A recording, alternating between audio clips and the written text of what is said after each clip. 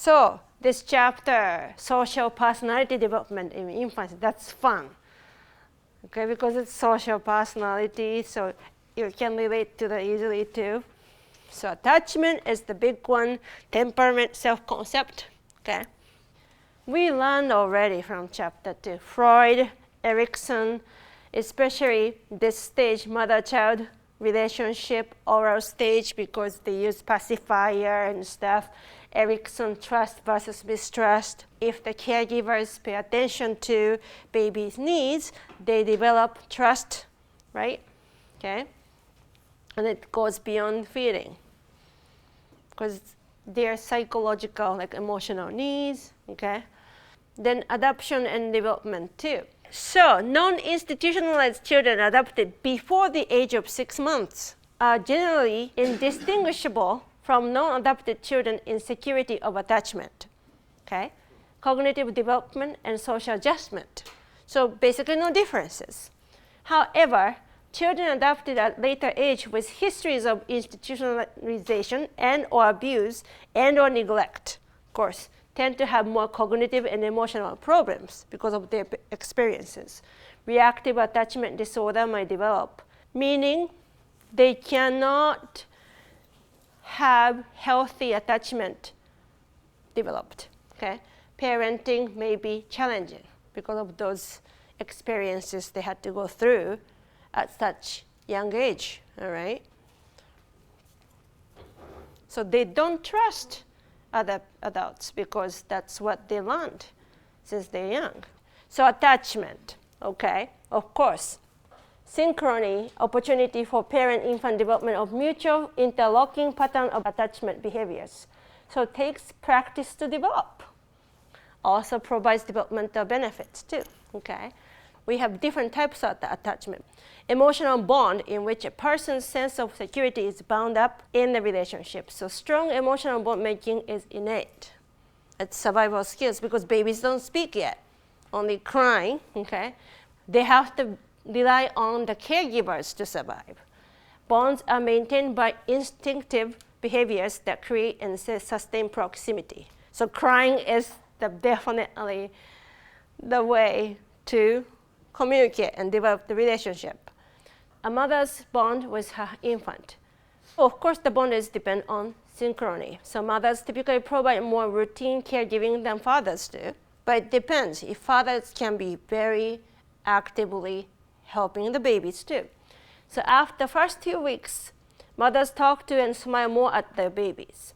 When mothers observe or interact with their infants, their bodies release oxytocin. It's hard to say this word, but a hormone that is correlated with empathy and physical relaxation. Okay. And father's bond with his infant. The relationship depends on synchrony again, but fathers have same repertoire as mothers do. After the first few weeks, fathers begin to spend more time playing with the baby. But the difference is playing with the baby, okay? Watching and interacting with babies stimulates vasopressin in fathers. That's a hormone that is linked to arousal, aggression, and physical activity. Culture may impact the interpretation of study results and the benefits of father involvement. So many studies said that father's involvement is very important. And also, kids or babies can develop a different types of attachment with mother and father. Depends, again, okay? So, characteristics of attachment. Safe haven, of course, secure base, proximity maintenance, separation distress. I'm sure you are familiar with separation anxiety and stranger anxiety, right? Bowlby's 4 phases, okay? Non-focus, orienting, and signaling, 0 to 3 months. Focus on 1 or more figures, 3 to 6 months. Then secure base behavior, 6 to 24 months, and the internal model. They can internalize things 24 months and beyond. So that's the time. So coming back, stranger anxiety and separation anxiety and social referencing, okay? So Ainsworth, she's a famous researcher about attachment styles. So what she did was using a strange situation. So mother and the infant play in the playroom, And mother leaves, and of course babies cry. They try to find the mother. They go to the door and the baby is crying. Then the friendly stranger comes in to start interacting with the baby. Then we observe how babies takes it. Okay? Then after like 1 minute, the mother comes back in, and then we again assess the reaction of the baby. That's what they did. Then based on those observations, Ainsworth and her colleagues came up with those 4 styles: secure attachment, insecure avoidant attachment, insecure ambivalent attachment, insecure disorganized attachment. Most babies are securely attached, meaning when the mother comes back, they are happy, they go back to normal, like calm. They calm down quickly and they start playing again. Avoidant, you know what happens with the baby when the mother comes back? Yeah, they are trying to, they still get irritated. Like they still cry, even though the mother tries to calm the baby down. The baby can be still fussy. Takes time. Ambivalent. Which one was which? The baby avoid the mother. That must be avoidant, right? Baby avoid the mother and then still not happy about it. Okay? And the baby gets upset and then still upset was ambivalent, right? Which one was it? I got confused. Ambivalent is the baby may be upset. Upset, right? And avoidant is baby tries to avoid the mother, Yeah.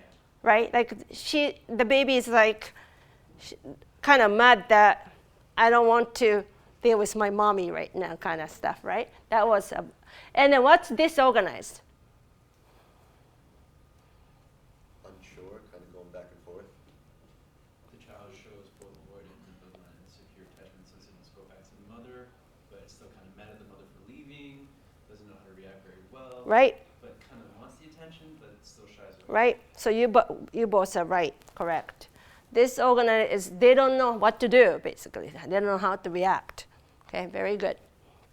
Right. So attachment stability dependent on consistency of child life circumstances. So influenced by major upheavals. So for instance, if something traumatic happened to the family, the attachment style can be completely different. So there was a secure attachment, but let's say that the mother was in the car accident and died. That can change the attachment style completely because of that unexpected loss. Okay? Internal models elaborated from year 1 until the age of 4 or 5. Okay? So caregivers and attachment, several characteristics influence the attachment process. Of course, emotional availability and contingent responsiveness. So the babies are smart. They know. Caregivers, they are emotionally available to hold the baby, calm them down, definitely affects. And also contingent responsiveness.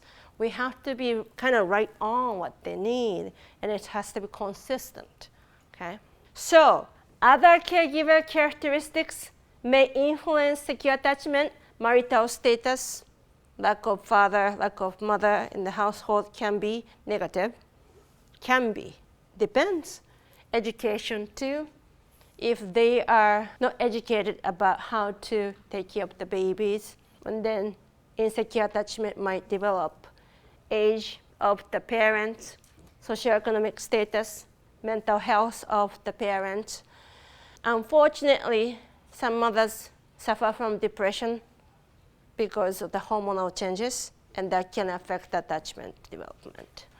The security attached are, this is the long-term consequences. They are more social, more positive in relationships with friends, less clingy and then dependent on teachers, less aggressive and disruptive, and more emotionally mature. That continues into adolescence, and they are more likely to be leaders and have higher self-esteem. So secure attachment is definitely a good thing. Quality and consequences.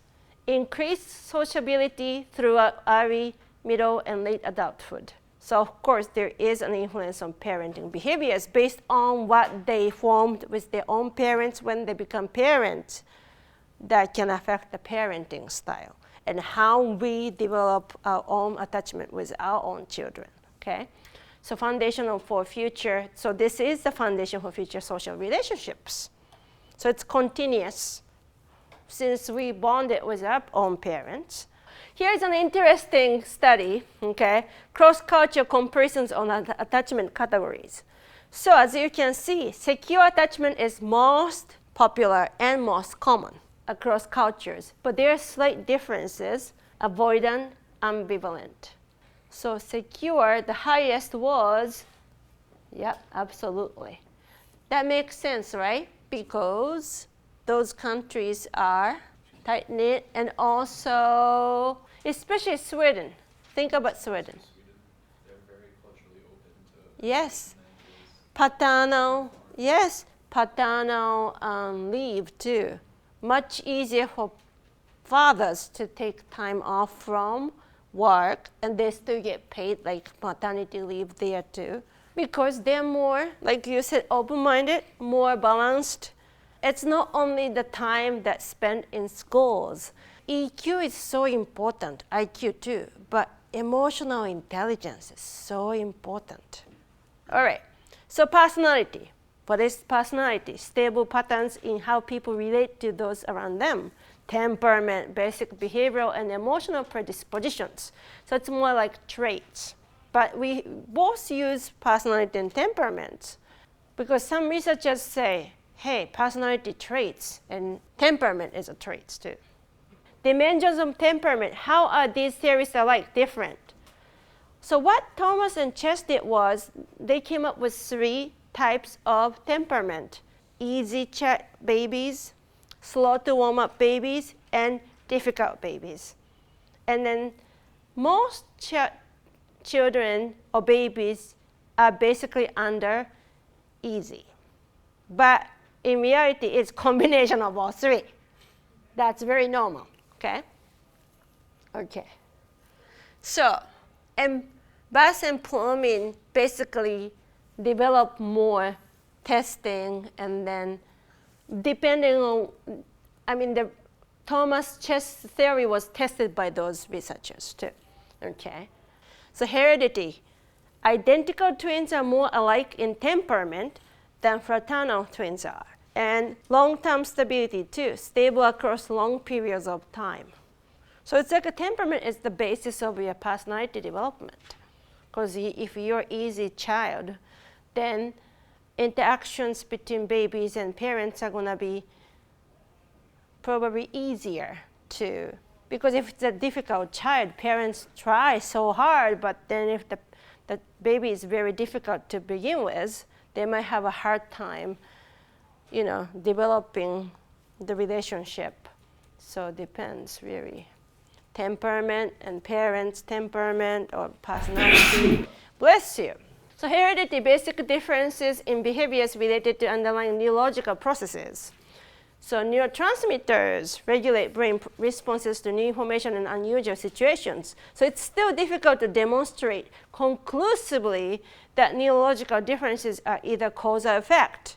It's just hard to. Like if you suffer from depression and it's biological oriented, like serotonin is very low, then we can use antidepressant to manipulate the neurotransmitters, feeling that, oh, I have serotonin longer here, that I don't have to feel depressed anymore. That works sometimes. And in some cases, it doesn't, right? So, depends. So it's hard to say which one is cause and which one is effect, no matter what. We can kind of try different things. Environment, of course, okay? Sandra Scar did niche picking, and then Thomas and Chess said goodness of fit. So parental influence with children at temperamental extremes too. So some child can be very difficult, some can be too easygoing. That depends on us, parental influence. Okay. And then going back to what you said earlier, like if every child has different temperament and personality. All right. All 3 kids I have, they were easy babies to begin with. But of course, they're a combination of difficult times too. My youngest was the most challenging for me, right now too. Okay. She just talks too much to begin with, and she talks like she's 10-year-old. Yeah, it's 'cause She's all the only other ones 5. are talking. Exactly right. And Max and Maya are very patient to explain to the youngest, but she's the bossy one. So at the beginning, those 2 siblings are so patient, then they lose it. They're like, we have been telling you, Mabel, you don't listen to us. And he said, I understand, but I don't like it. That's how she is. Then when she starts talking, she's very logical oriented. And I'm like, wait a second. Mama is the boss, not you. So parental influence is big. All right, so then gender differences in temperament. Yes, that's a good one to talk about. Temperamental stereotyping, of course, it can be true, it may not be true, it can be positive, it can be negative, may influence the quality of the parent-infant relationship. So temperamental differences between boys and girls are much smaller, as I'm sure you're aware of, than the differences perceived by parents and other adults. Yet, behavioral geneticists argue that these differences are inborn. All right, so understanding infant sense of self. We have subjective self, emotional self, objective self. Okay, I love this stuff. Self-concept. So the subjective self, meaning awareness by the child that he is separate from others and endures over time. So this appears by 8 to 12 months at the same time as object permanence. The objective self, a toddler, comes to understand that he's an object in the world. They exist in the world, finally. The self has properties such as gender. So that's them, they say, I'm a boy and I'm a girl, okay? So children at 21 months of age show self-recognition in the mirror. That's the time they start seeing themselves and then recognize who they are in the mirror, okay? So what does this tell us about children's development? How do you know? Why do? Identify physical features. Yes, identifying the physical features. Very good. Okay, and they have to use a mirror to see. Like, I don't know how I look when I'm speaking without me looking at the mirror or camera through the lenses, right? Like Frank does for me. So Pictures too. yeah, pictures too. But pictures are kind of stopped that moment. But if you see mirror, you can still change your facial expressions and you still see the reflection right there. That's a good idea though, because we use pictures to analyze stuff too. So very good. All right, so the emotional self. First, babies learn to identify changes in emotional expression because they are very sensitive to understand caregivers' facial expressions, body languages. Gradually, they learn to read and respond to facial expressions. With age and experience, infants learn to interpret the emotional perceptions of others in order to anticipate actions and guide their own behavior. Some effects on non-parent care, okay? That's the overview. Arrangements vary considerably. Time in care varies too. Some children are in multiple care settings. Younger children are less likely to receive non-parental care. So, high-quality daycare has beneficial effects, especially for children from poor families. They have to have a different settings, environment. Later scores in reading and math are related to daycare entry, age, and poverty. Okay, because they will be exposed to readings, better nutritious food than home. So those, hopefully, right? Okay, depends on the daycare, right? And the quality of the teachers too. There, the caregivers. So infant daycare has negative effects on attachment if started when the child is under 1 year of age. Okay, parents whose behaviors are associated with insecure attachment have children who are negatively affected by early daycare. Early daycare entry is associated with greater risks for social problems in school-aged children. Depends, really depends, right? Okay. So, complex interaction among numerous variables in all care types. Of course, numerous variables such as quality of the teachers, educational level. Yeah, so many variables. So non-parental care varies in quality and structure. Maternal attitude toward care arrangements vary too. Like I said, some mothers are against, and some mothers they need to. Okay? The effects of multiple care settings can be difficult to separate. I was going to say something, but I'll hold it for next week. Non-parental care may induce child stress, causing higher levels of cortisol. That's the stress hormone, okay? Variations in ways stress induced related to child age and temperament. So individual and gender differences interact with non-parental care. Again, the same, like parents. Some parents are more biased with gender differences and some are more open-minded. Same thing with daycare settings too, okay? Just the way it is. All right, so choosing a daycare center, we need to check the teacher-child ratio. It's smaller, better. Lower ratio is better. Small group size, clean, colorful space adapted to child play. Because as you said earlier, kids love like vivid colors, okay? Daily plan too, because children love structures and then routine. They need it. Sensitive caregivers, okay? And knowledgeable caregivers too, okay? So that was it. Don't you like the second part better? You are more like, and then you write on anyway. All right.